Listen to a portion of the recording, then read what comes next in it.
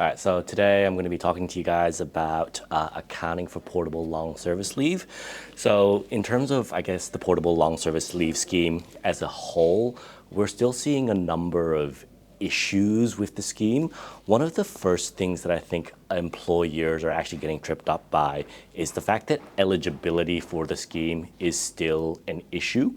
And it's really around kind of who's in the scheme and who's out. We're 6 years into the scheme in Victoria, and you'd think that we'd have a really good handle on this at the moment, but we still don't really fully understand. And I think the scheme hasn't been very clear about who's in and who's out.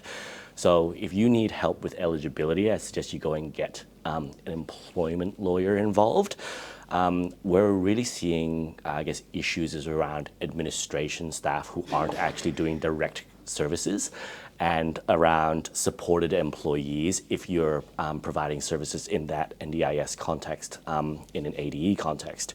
So something that's actually become quite apparent is that tracking has really become essential, and tracking employee by employee is actually quite important for an organization, because your employees, when they're eligible for long service leave, they're going to ask you how much long service leave entitlement they have. They're not going to go directly to the authority, and you're going to need to be able to answer their questions about how much they're entitled to, and really how much is funded by you, the organization, and how much is going to be funded through the scheme.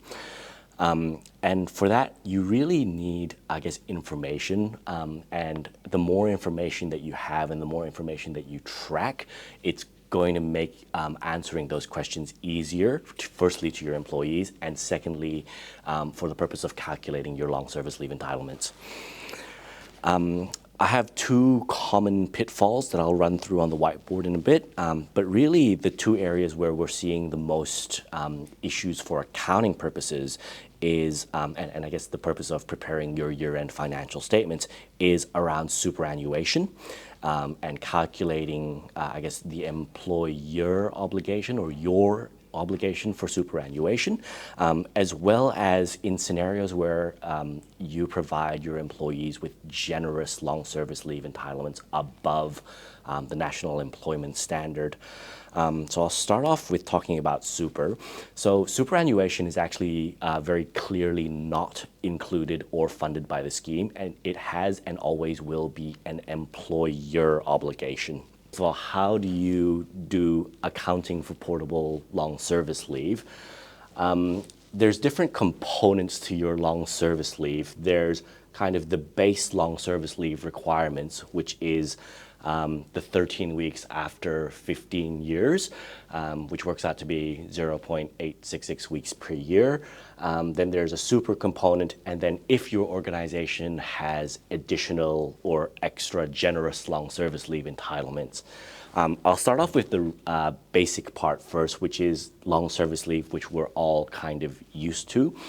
In terms of the long service leave entitlement, if an employee commenced their employment in 2015, and the scheme commenced in 2019, and now we're in 2025, what is your obligation as an employer, and what do you need to recognize as a liability in your financial statements?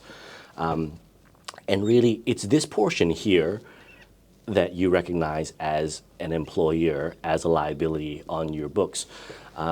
Because from 2015 to 2019, the obligation is yours as an employer, and if an employee were to leave or take their long service leave, this is the portion that you as the employer need to fund. In terms of, the other portion, this portion here between 2019 and 2025, that is funded by the Portable Long Service Leave Authority, or funded by the Portable Long Service Leave Scheme. And this is the levies that you pay as an organization to the scheme. So at your end, essentially, as an employer, you fund this portion of long service leave. Now, when it comes to superannuation, however, the entire obligation actually belongs to you as the employer, because the scheme is quite clear that they don't fund superannuation, and it's purely a cash scheme, if you will. So what we're seeing, I guess, is a common error is this portion here between 2019 and 2025. We're seeing that this portion is frequently not being accrued for accounting purposes at year end. And it may, I guess, be a small balance because it's only 12% of the entire long service leave balance, but over time, this does have the potential to build up and understate your liabilities.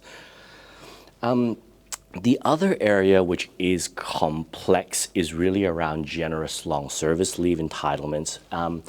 And if you're an organization that provides your staff 13 weeks of long service leave after 10 years, as opposed to 13 weeks of long service leave after 15 years, there is a difference, I guess, or a shortfall amount that you have to, and I think the Long Service Leave Authority has been quite unclear about whether they're going to fund that portion or not. I think based on just principles of conservatism, and unless it's become clear, I think it is the employer's obligation to fund this or to provide for it.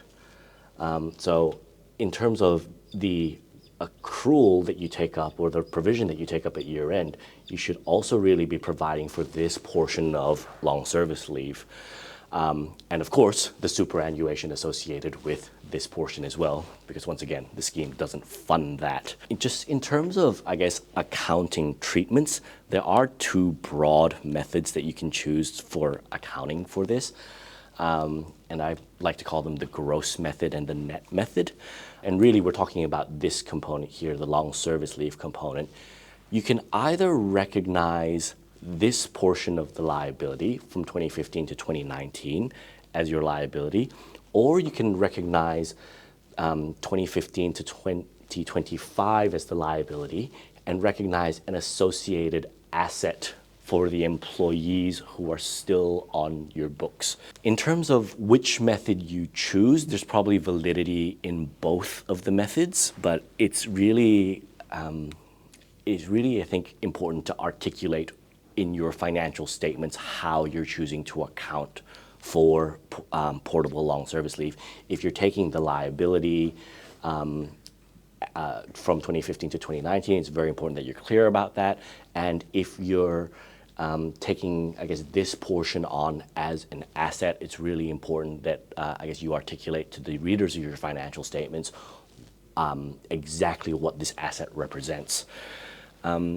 In terms of, I guess, the different treatments, if you recognize the net method, which is just going to be 2015 to 2019, any sort of reimbursements that you get from the authority later, you just recognize in the P&L as and when they happen. But if you're going to recognize the, I guess, the gross method, then you'd want to make sure that the asset portion is, number one, for employees who are still employed at year end, and you have to, I guess, track how much long service leave is being utilized through the scheme. I guess just to note, for preparers of general purpose financial statements, discounting and probability factors will still apply, and you probably need to apply the discounting and probability factors on both the asset and the liability. I hope that's useful and hopefully a little bit clear. It hopefully helps you, I guess, prepare your financial statements for 30 June.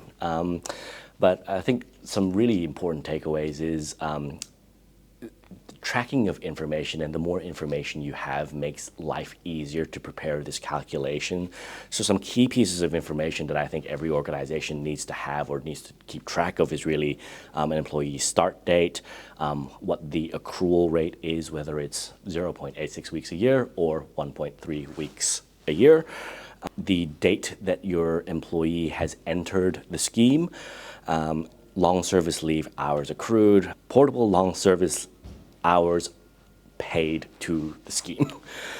And eventually as well, I think the organizations are going to need to keep track of hours taken, both through the portable long service leave scheme as well as the company. Yeah, and I guess if you have further questions on how to do your accounting for portable long service leave, we'd love to have a conversation.